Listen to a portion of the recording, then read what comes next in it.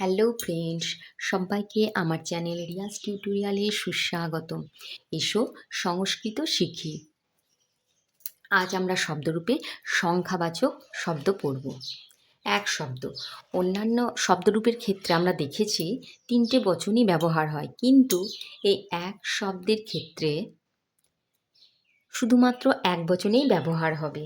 এর দ্বিবচন বা বহুবচনের কোনো রূপ হয় না। এই এক সংখ্যাবাচক শব্দটা শুধুমাত্র এক বচনেই ব্যবহার হয়। তাহলে প্রথমেই আমরা বাঁ দিকে বিভক্তি লিখে 7টা বিভক্তি লিখে নিয়েছি। এবার করা যাক পুংলিঙ্গে।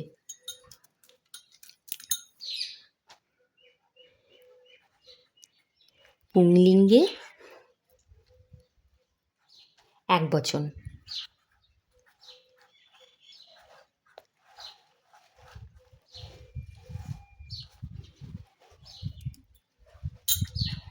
প্রথমাতে হচ্ছে এক,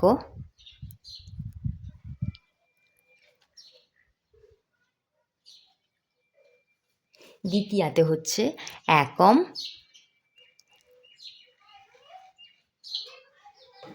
তৃতীয়াতে হচ্ছে একেন, একেন, চতুর্থীতে হচ্ছে একস্ময়,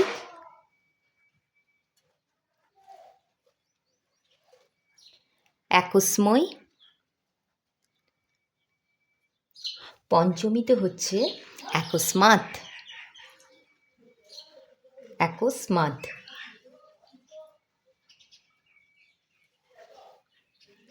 ষষ্ঠীতে হচ্ছে একস্য,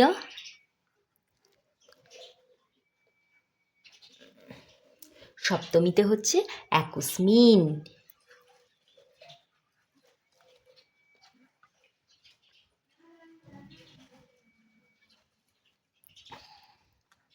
একস্মিন। তাহলে পুংলিঙ্গের এক বচনে প্রথমা রূপ হচ্ছে এক, দ্বিতীয়াতে হচ্ছে একম, তৃতীয়াতে হচ্ছে একেন, চতুর্থীতে হচ্ছে একস্ময়, পঞ্চমীতে হচ্ছে একস্মাৎ, ষষ্ঠীতে হচ্ছে একস্য, সপ্তমীতে হচ্ছে একস্মিন। এর বিভক্তিগুলো: প্রথমাতে শূন্য বিভক্তি, দ্বিতীয়াতে হচ্ছে কে বিভক্তি, তৃতীয়াতে হচ্ছে দ্বারা, চতুর্থীতে জন্যে, পঞ্চমীতে থেকে, ষষ্ঠীতে র, সপ্তমীতে মধ্যে। তাহলে প্রথমাতে পুংলিঙ্গে একজনকে বোঝাচ্ছে, দ্বিতীয়াতে একজনকে, তৃতীয়াতে একজনের দ্বারা, চতুর্থীতে একজনের জন্য, পঞ্চমীতে একজনের থেকে, ষষ্ঠীতে একজনের, সপ্তমীতে একজনের মধ্য। এবার স্ত্রীলিঙ্গের রূপটা আমরা করি। স্ত্রীলিঙ্গের স্ত্রীবাচক, এটা হচ্ছে পুরুষবাচক গেল, এবার স্ত্রী।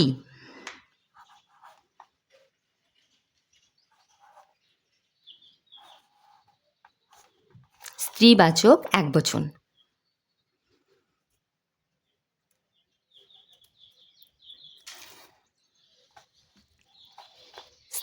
স্ত্রীবাচকে কি হবে? প্রথমাতে একা, একা, দ্বিতীয়াতে হবে একাম,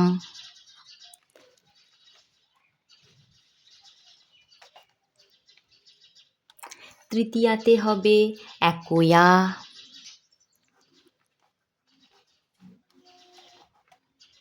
চতুর্থীতে হবে একস্যই, একস্যই,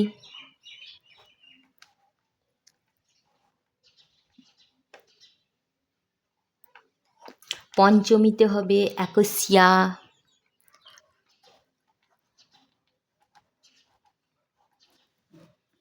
ষষ্ঠীতে হবে একস্যা,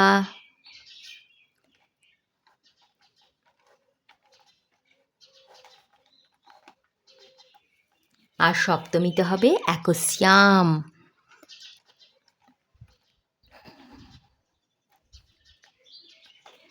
তাহলে স্ত্রীলিঙ্গে কি হবে?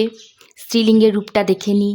প্রথমাতে হবে একা, দ্বিতীয়াতে হবে একাম, তৃতীয়াতে হবে একয়া, চতুর্থীতে হবে একস্যই, পঞ্চমীতে হবে একস্যা, ষষ্ঠীতে হবে একস্যা, সপ্তমীতে হবে একস্যাম। তাহলে বিভক্তিগুলো একই।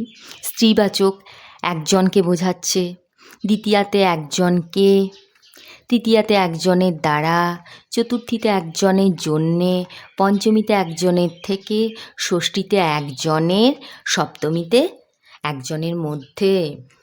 বারবার বারবার করে আমরা মুখস্থ করব। পুংলিঙ্গের রূপ কি? এক, দ্বিতীয়া একম, তৃতীয়া একেন, চতুর্থী একস্ময়, পঞ্চমী একস্ম্যাৎ, ষষ্ঠী একস্য, সপ্তমী একস্মিন। স্ত্রীলিঙ্গের রূপ কি? প্রথমা একা, দ্বিতীয়া একাম, তৃতীয়া একয়া, চতুর্থী একস্যই, পঞ্চমী একস্যা, ষষ্ঠী একস্যা, সপ্তমী একস্যাম। এবার ক্লীবলিঙ্গের আর একটা রূপ আছে। ক্লীবলিঙ্গেরও একবচনই হবে। ক্লীবলিঙ্গেও একবচন।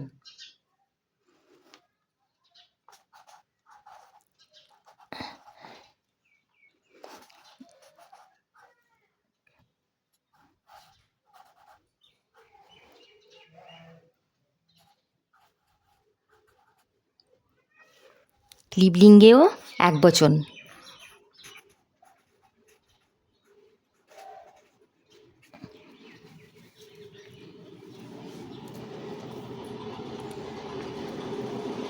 প্রথমা কি হবে? একম, একম। দ্বিতীয়া কি হবে? একম।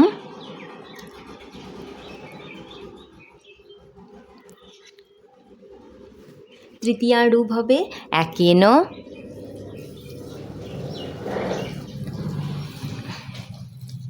একেন, একম, একম, একেন। চতুর্থীতে হবে একস্ময়।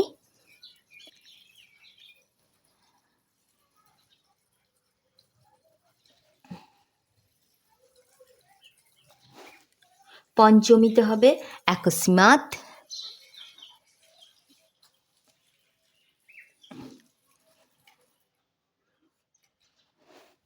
ষষ্ঠীতে হবে একস্যা।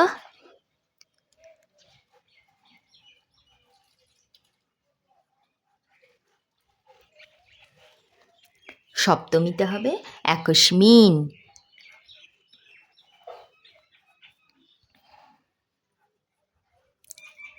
তাহলে প্রথমা একম, দ্বিতীয়া একম, তৃতীয়া একেন, চতুর্থী একস্ময়, পঞ্চমী একস্ম্যাৎ, ষষ্ঠী একস্য, সপ্তমী একস্মিন।